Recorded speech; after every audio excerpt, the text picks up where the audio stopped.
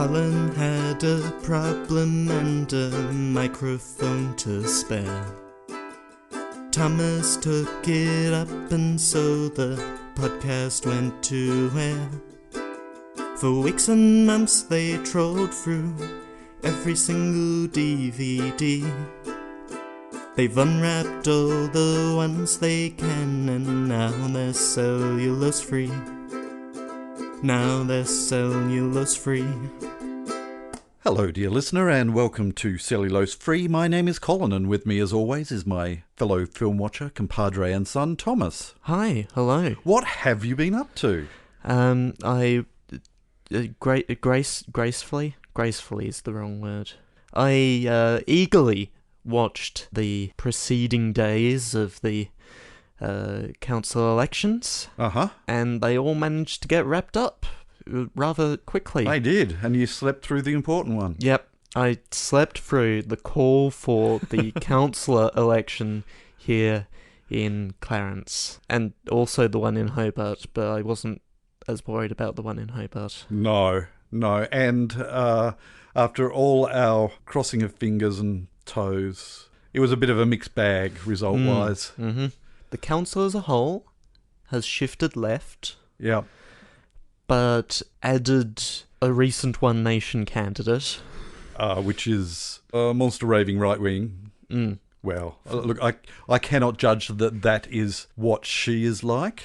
But as a party, yes, they do have a propensity to be monster raving right-wing loonies. You signed up for it and you get the association. Yeah. And a right-wing mayor who massively improved their councillor primary vote. Interestingly enough, the person who came second for mayor received the most votes for being a councillor. So he was more popular for that, but not as popular as being mayor. Electoral mechanics. Indeed. Huzzah. And then on Monday, the meeting cycle continues as it was before. It is completely uninterrupted by the fact that an election has just happened. Completely uninterrupted. Hobart and possibly some other councils are not quite doing that. They're taking some time away to train their new councillors. See, that makes more sense to me, personally. But it does raise some questions for me about how they're going to meet their legislative requirements, which is that they must have at least one regular meeting every month. Yep, okay. But Hobart meets every 2 weeks anyway, and they're only taking the one meeting off, so they'll probably be fine. They'll probably be fine. What have you been up to? Nothing. Oh. Yeah, it's been a bit of a weird week, and yes, a bit of a blur of nothing. So let's raise our spirits by watching a film. Well, what I have here is not a film. What I have here is a book. Thomas is not holding the traditional DVD or Blu-ray case. It is quite a well-presented booklet and Blu-ray disc collection that was kindly provided to me by dear listener Lee after he upgraded certain films in his collection to 4K. I inherited some of his Blu-ray collection, which was very kind of him. And here is a film. Here is a book. Here is a book. Without its original slipcase, I'm assuming. Yeah, I'm guessing so. I don't think there's a barcode, or is there a barcode on the back? Nope. Oh, I wonder how I put it into the category. I probably looked it up. Sounds like something you'd do. Yeah, it does, doesn't it? We digress here, talking about this book/collection of Blu-rays. What are we watching today? We are watching Jaws.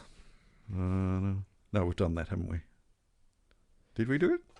Yes, we did that last week. We did? No. I think we did. Mm-hmm. Yeah. Yes, we did. Okay. Please, can you find a plot synopsis anywhere so that you can tell our dear listener who has been living at the bottom of the deep blue sea what actor biographies Jaws is all about? Shooting and scoring, the shark, including a crop of the original blueprints. Storyboards, no. None of this is a description.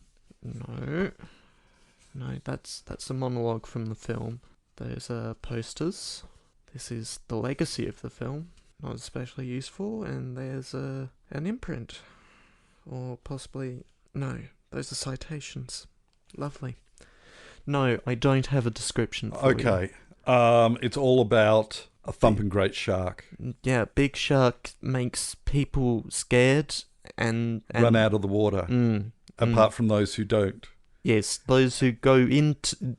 The exact opposite. They go into the water in order to deal with the shark to varying levels of success. See, this is why we usually read the plot synopsis off the back of the case. But I'm not bringing it up. Thomas isn't going to bring it up. No. He is, however, going to take the disc out of its case. He's going to put it into the machine, and we're going to watch it, and we'll catch you on the flip side. Turn to side port. Stop it! Oh, we're going to need a bigger boat. We are. Roll the tape.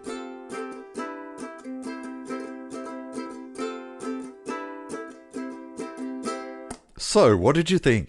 Yeah, I enjoyed that. It's a bit slow, but it does get there.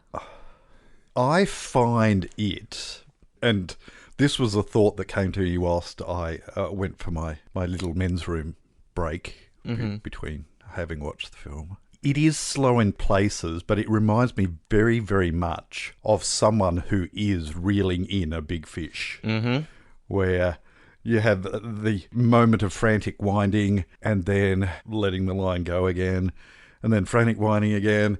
And it happens so many times in this film where you get a slow breather and then get really tense and then have a slow breather again and then really tense. It really, for me at least, was an up and down adrenaline rush where those slow bits were a moment to catch your breath, and then it's reeling again. Is there an argument to be made that pacing a thriller is the same as pacing a comedy? And more to the point, is this a comedy as well as a thriller? Oh, I'm not going to participate in that debate because I feel that I misrepresented or maybe even misunderstood and misconceived the idea of a slasher film last week, and suggested similar suggestions of films that could be slasher films that, on looking back and reconsidering what really constitutes a slasher film, I was talking nonsense. So you can yes, there are some funny bits in it, but does that make it a comedy, or does that make it that moment of relief that I was talking about earlier? The thing is, the bits that I actually found funny were not the bits of relief. Oh, okay. It was the things happening. Right. It did still work for me as a thriller, but as I was watching it, I was like, you just got your comeuppance. Yeah, and I think that was quite deliberate. And yet you also felt a bit bad as well. But yeah, he did. And they then rubbed it in again a little bit more when the two who survived contemplated that very briefly and then moved on. and more so than that, I can't help but be amused by the shark just keeping coming back. Yeah. They think they have a reprieve, and then it's behind them.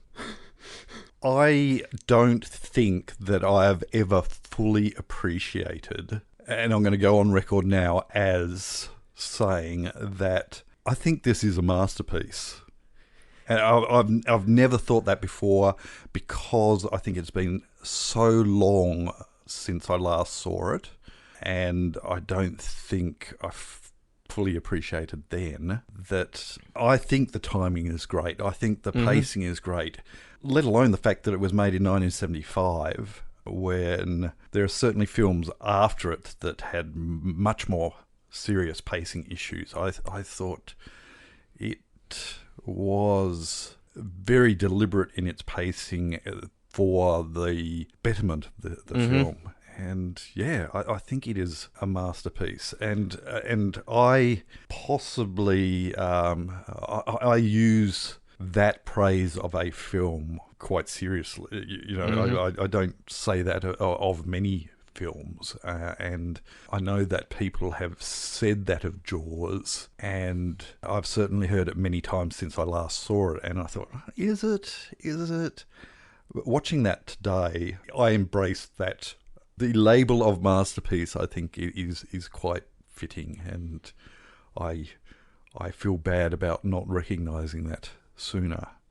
That being said, you've got to remember that my very, very first experience of this film would have been when I was possibly 11 or 12, standing in one of the first video rental stores that had opened locally, and they had what for then was a very large screen, but nowadays it was tiny.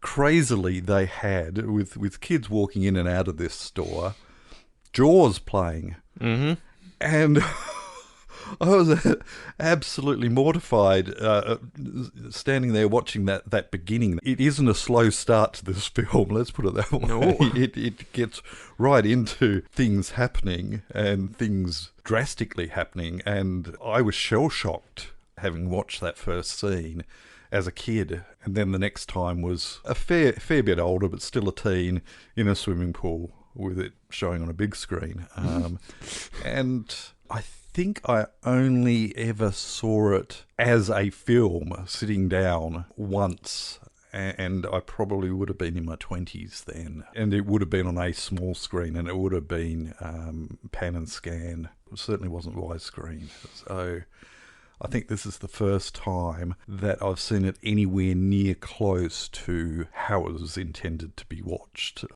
I would like to go on record as saying that in full, high definition, the shark holds up. Isn't that bizarre? That was my biggest fear, was that is going to be the thing that is going to show its age. But it holds up. Yeah, you know that, but you still felt in those moments of munchiness, those teeth. There wasn't a need for suspension of disbelief, because you know this is a model. You just, in the intensity of that, you forgot that entirely. So yeah, held up very, very well. And from what little I recall of the story behind, they called the models Bruce. There were two of them, the Bruces. And 1975, they were $250,000 each. And one one sank as soon as they got it into the water, and then the hydraulics blew up. So they were left with one, and they had all sorts of problems, and shooting got extended and costs blew out, but it still holds up. There are only a few moments where I certainly was slightly taken out of the moment, but for 99% of those shark shots, where now after we've watched it, we can recall again that yes, it was a thumping great model, but in the midst of it, yeah, held up completely. And adrenaline rush, I've still got that feeling of adrenaline. I certainly thought back at the slasher film that we watched last week, and yes, admittedly that was a comedy as well, but I certainly jumped more in this than in a film that ostensibly had jump shots, and I know that you jumped once. I jumped once. Yeah. Again at the clearly telegraphed Yes. jump. We both jumped at the main big one. I think we could class it as the main big jump scare. Yeah, the face in the boat. Yes. And I think that was the moment where I realised that I don't think I could really say that I have sat down and watched this film and appreciated enough, because I'm sure I would have remembered that bit, and I was completely unprepared for it. It wasn't a case of jumping because I was expecting it. It just, yeah. Let's talk about themes. Themes. Themes.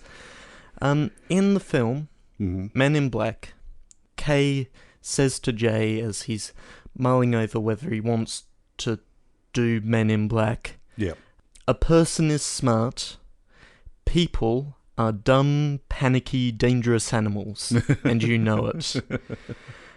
And nowhere is that more apparent than the beach on the 4th of July weekend, when a hoax shark appears in the absolute crowd of people who are in the water, and they all just crush towards the beach.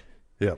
I confess to feeling a little discomfort having in recent weeks an incident involving a crowd crushing that killed a number of people, and watching that scene made me think that is also entirely realistic, in that people as a group are completely unpredictable as far as how they're going to react, and a hard thing to watch, knowing that my own instincts in a situation like that, if my kids were out swimming, you suddenly become focused on only either just yourself or the kids that you're trying to rescue, and that focus is what everyone else's focus at the same time is, but they're heading in other directions, and it's a recipe for disaster, and the film is very much playing on that idea of fear. And I was very, very young when this film came out at the cinemas, but I was very conscious of an increase in fear of going into the water, of people around me, and the Jaws theme. Even though I'd never seen the film at that stage, I knew the Jaws music. Cultural osmosis is a hell of a thing. Yeah. And I mean, we were, I guess, lucky in a way in that, in Australia at least, it wasn't summer when this was released. The downside of it, or upside, or I will not judge in this situation, but because of the extended filming time due to various things going wrong, this film in the US was meant to come out for Christmas in the middle of winter, but it got delayed such that it was a summer film, and it certainly had an impact that particular year, and still extended on, even though it would have been shown here in winter. The following summer certainly would have been a hesitancy, and I'm quite sure that the first experience that I had of somebody going da-dum would have been at the beach. So, yeah. Other themes. Yeah. Quint's tale smacks of Moby Dick. Yes, absolutely. Absolutely smacks of Moby Dick. I am surprised that but I'm glad that they didn't go one step further in the boat naming. They called the boat Orca, but it could well have been called the Great White Whale or Moby Dick. Or even just go straight there and call it the Pequod.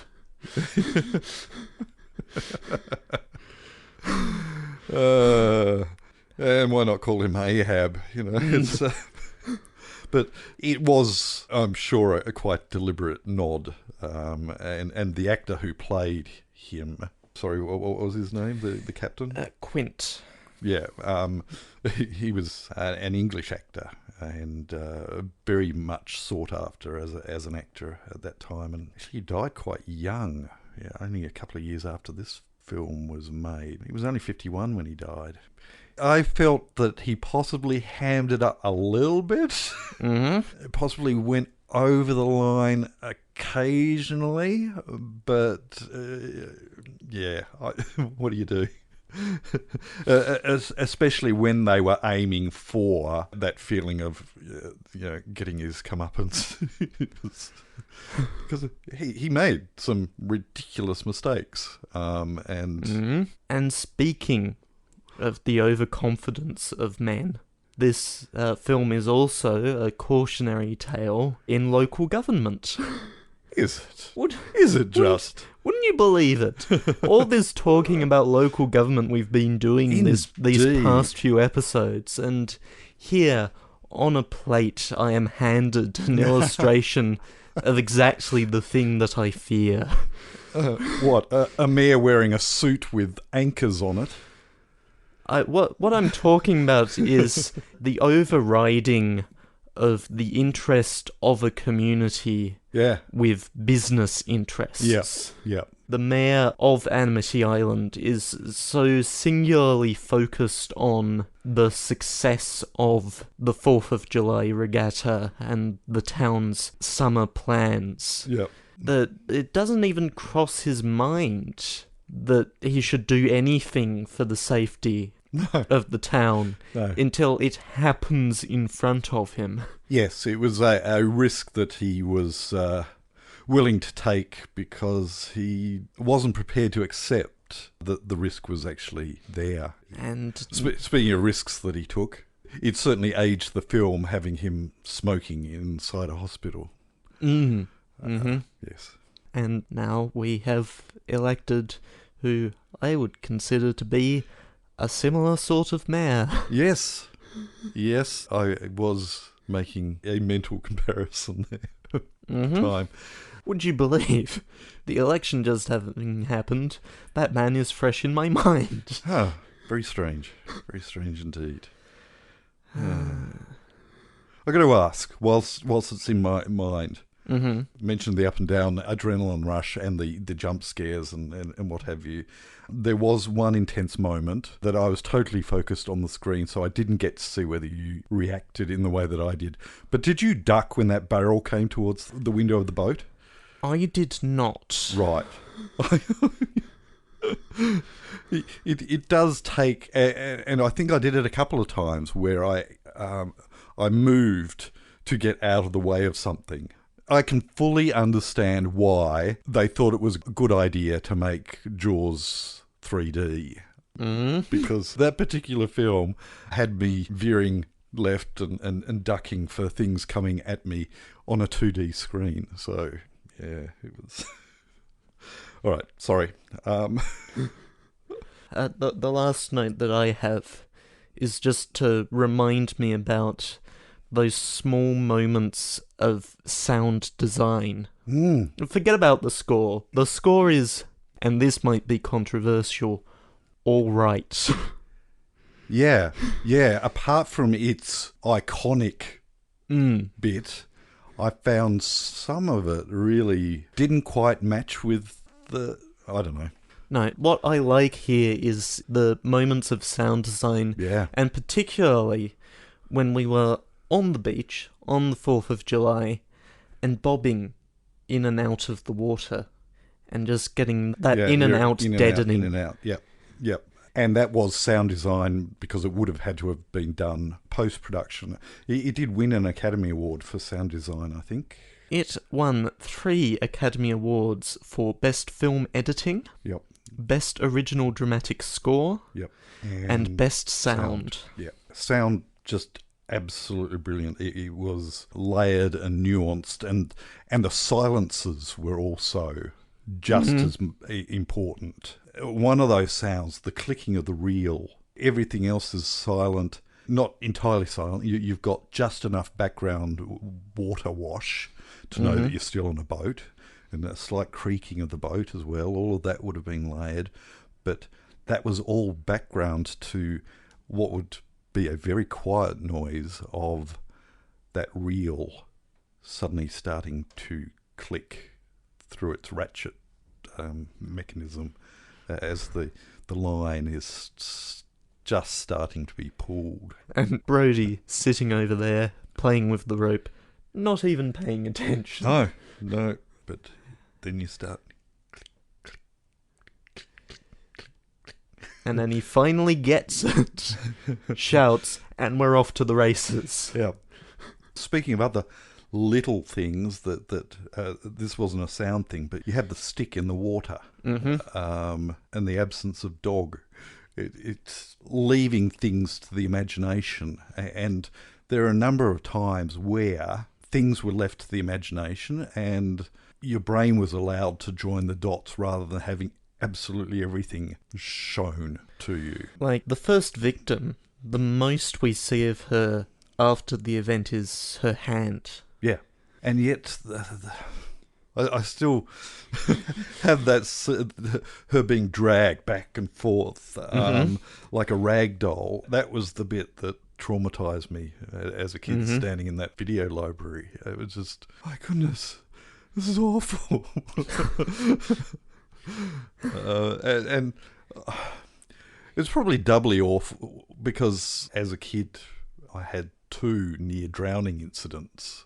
One being in stuck in a rubber tyre that had flipped, so I was upside down in the rubber tyre, and by chance somebody noticed and raced in and dragged me out. And another time was at Kingston Beach at Brown's Rivulet Lagoon area, where there was a sudden drop-off, so I was walking in the shallows and then took a step and was over my head, and again, or rather, didn't take a step. Yeah.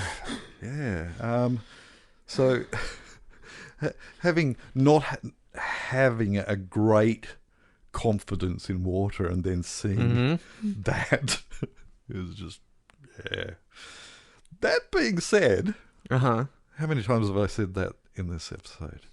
That being said, I have gone kayaking up the east coast and was kayaking in very, very shallow waters, and kelp and seaweed underneath, and then got jolted from underneath and had a shark continue on its merry way. It had no intention of attacking me or anything like that, but kayak jolts, and then I see this, it would have been maybe the length of the kayak.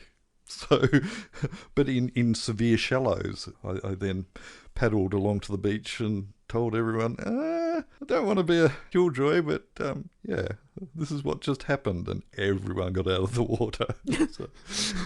Presumably with a little more tact and grace than the crowd. Yes, yeah, but that gave me a scare. What have you still got over there?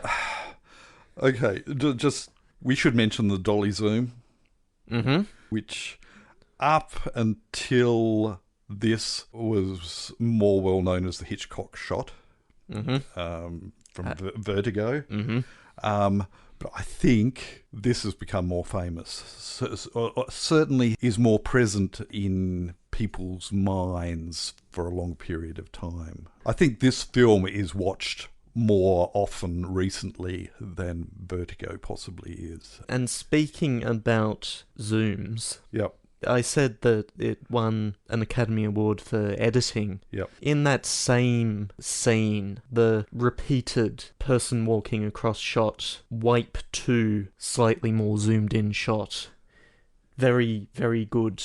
Yeah. And I like. Yeah. That also comes to a very tight control of what could have been a very hard to control set. The people ostensibly everywhere, but the directions must have been very, very well thought out.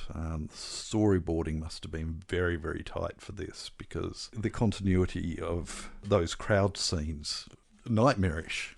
Thomas is looking at the book. I remember that there were storyboards in here somewhere. All right. The shark not working was a godsend, says Spielberg. Oh, good. It made me become more like Alfred Hitchcock. when I didn't have control of my shark, it made me kind of rewrite the whole script without the shark. And so they showed less of the shark. Yeah, I think that's where Alien excels in the show less to feel more. Yep, there are definitely Oh, yes. some storyboard elements in here. Storyboards going on there. Cool. I think that's just about all I've got. Oh, apart from the double layer of claustrophobia, as that boat shrank, it already felt like it was a tight ship as far as claustrophobia-wise.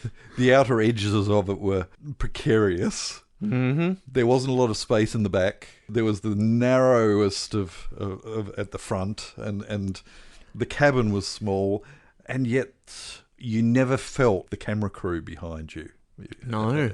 But you felt claustrophobic. It was, and then as the boat sank, it got smaller and smaller and more claustrophobic, and then it took it another step further in climbing inside a cage.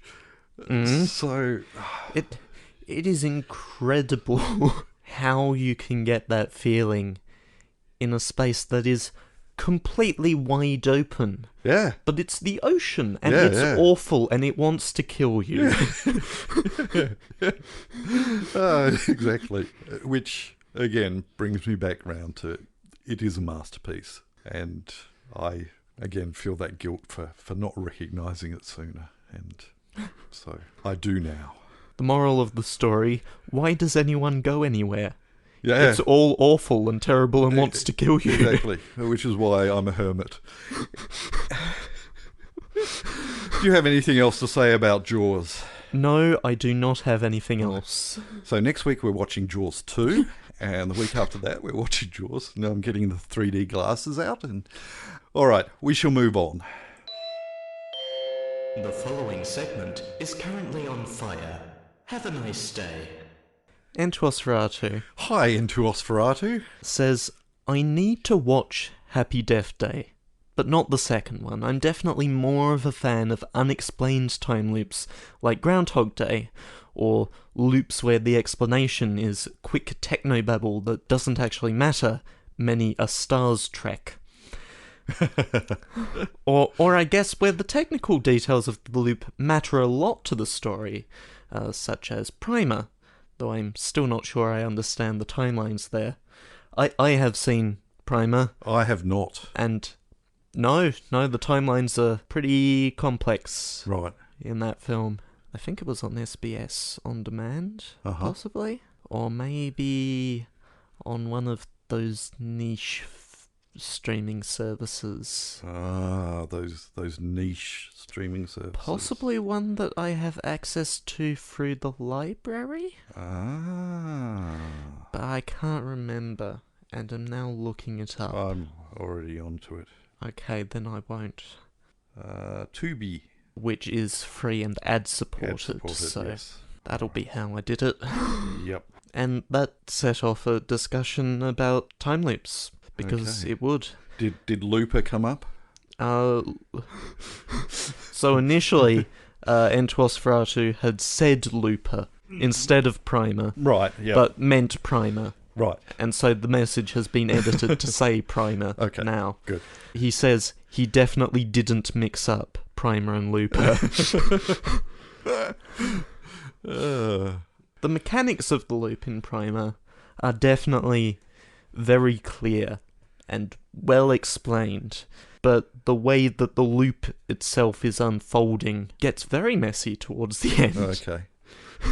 So do I check it out? I mean, I have marked it as onto my watch list, so, but my watch list is very big. My brain is very small.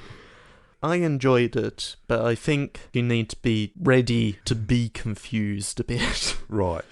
Which I'm told may be difficult for you. When I think of the number of times in a row that I watched Inception and still couldn't remember what was going on. Well, your problem there is that you're watching a Christopher Nolan That film. is true, yes. He's made some good stuff, but Yeah. Thank you, Enter Osferatu. Did you have anything else to say? Not from Discord, no. On Facebook. Yes. Hi, Helen. Helen says, I'm going with HPYDTH. And what else could it be? Could be a lot of other things, but that's what it is. This week, about which I am not confident, because I think it could have been other things. Yes. Because there are 3 words There are. in the title of that film, and Yeah. that only represents 2. But it was correct. But it couldn't be Happy Day. Oh, happy day? Oh, happy day. Oh, When Jesus walked. When Jesus walked.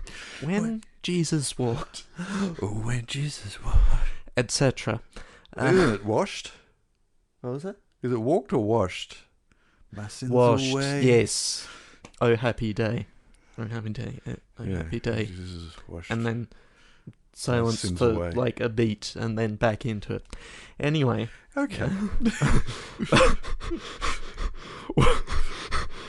That digression Yes. was entirely my fault. It was.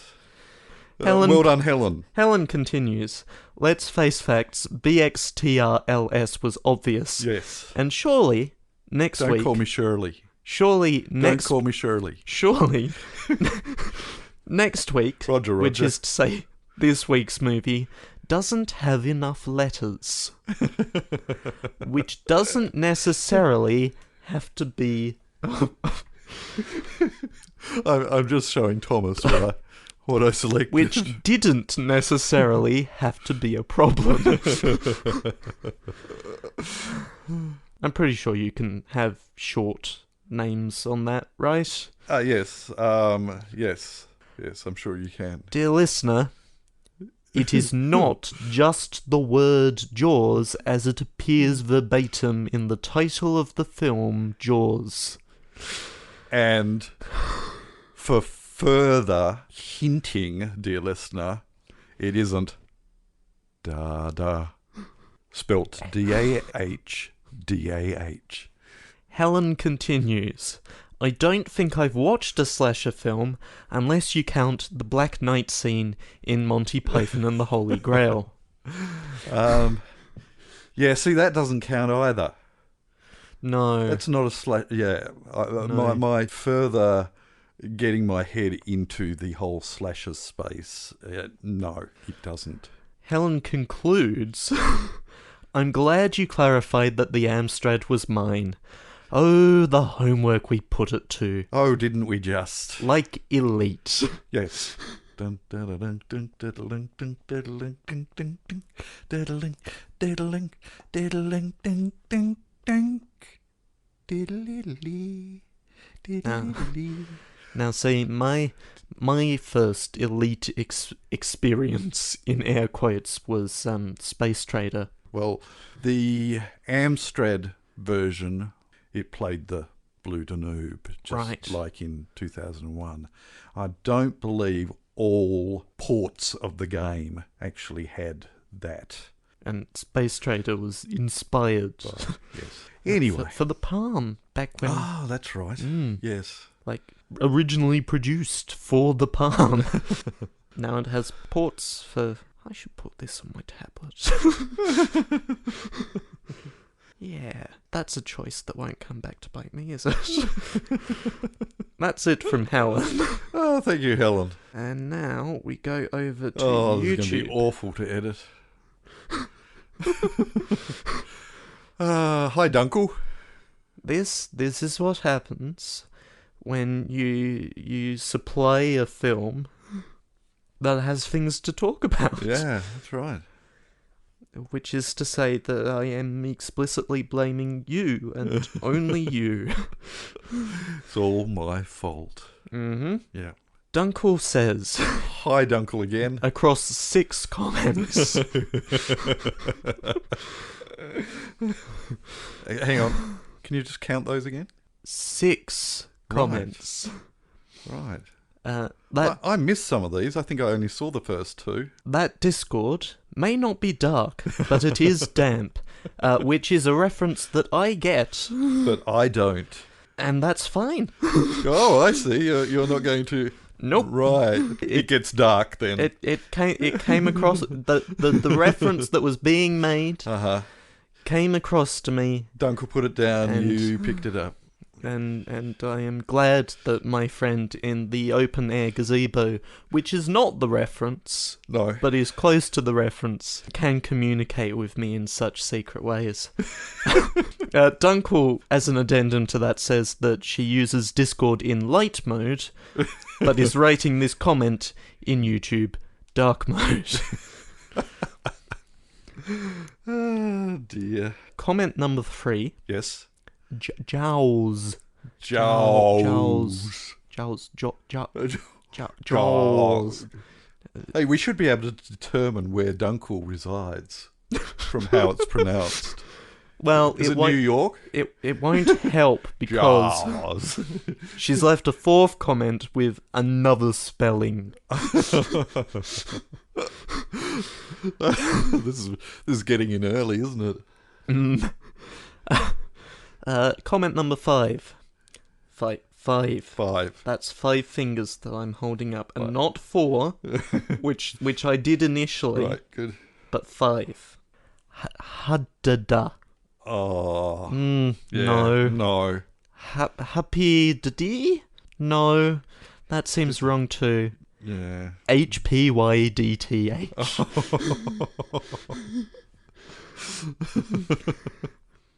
And Dunkel's final comment reads, I found the closing bit enjoyable. I'm trying to think what the closing bit was last week. I feel like it might Was it have the been... musical interlude? It might have been the theme from Jaws, possibly. Right.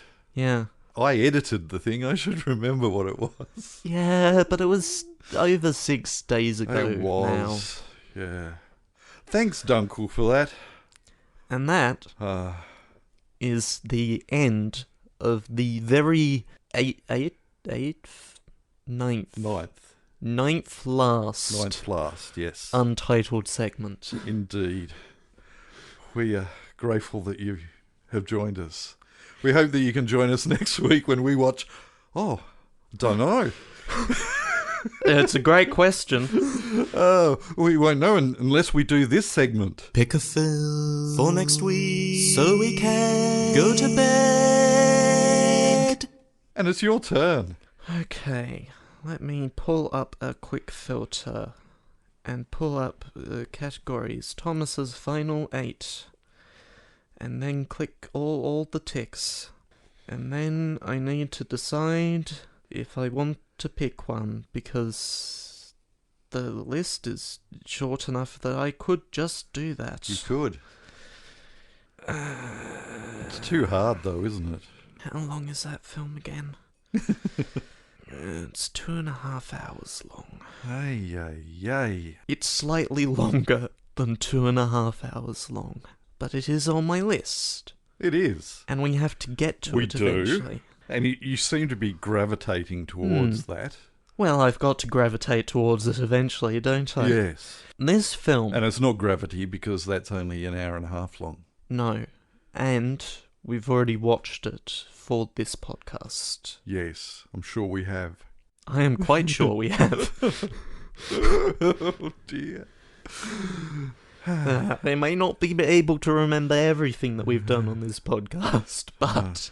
Or even most things. Most things, I think, we can't remember. Or even most things that have happened in this episode. You really are trying we to are make this recording hard right to edit, now. aren't you?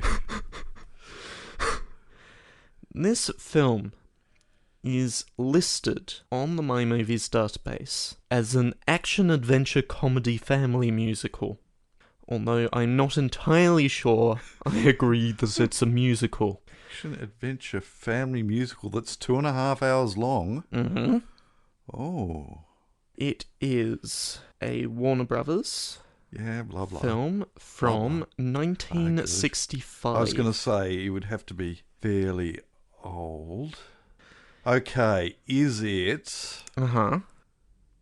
The Great Race? It is The Great Race. Wow. Yeah, that musical is questionable. That is Yes. Dubious. Yes. What was his name? The great Leslie. Leslie. Yes. Up against Professor Fate and Max. Oh dear. Excellent. For those of you who are unaware of the rather convoluted but straightforward plotline of The Great Race, would you please share it with our dear listeners? Crank your engines with a roar, sputter and pop, and more Academy Award-winning best sound effects. Drivers wheel westward in wacky turn-of-the-century autos for a New York to Paris race. Ahead lie 20,000 miles, a barroom brawl, a sinking iceberg, 2,357 pies in the face, and incalculable laughs. It's a laugh fest. Or it's meant to be. Can't remember. I do remember it is long. It is. And I guess we'll find out exactly how long next week when we watch The Great Race. We hope that you can join us. But until then, we'll catch you next time. Bye. You have been listening to Cellulose Free. Your hosts were Colin, who produces and edits the show, and Thomas, who makes the artwork and music. Cellulose Free is recorded in the Deranged Cat Studios in scenic Tasmania, Australia. We keep track of our extensive physical media collection through My Movies, which we highly recommend. You can find links to that, as well as other places you can find us, in the show notes. Cellulose Free is a Hi Hello production.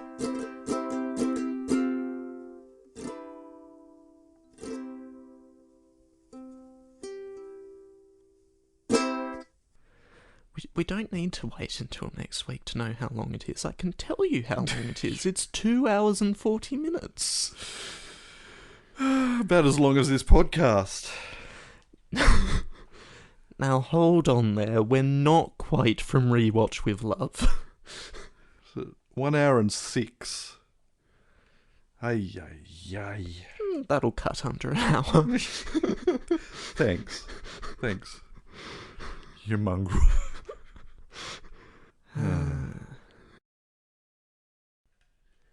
How bizarre. How bizarre. Oh, baby, you're making me crazy. You're making me crazy. Every time I look around. Every time I look around. It's in my face. Okay. How bizarre. Okay. Are you ready? For some value of ready, yes, sure. Good. Just make sure you don't blow into the microphone.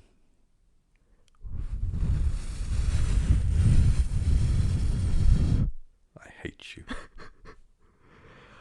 There's... Oh, you did it. See? There's... You're going to have to twist the microphone just a little bit. Twist.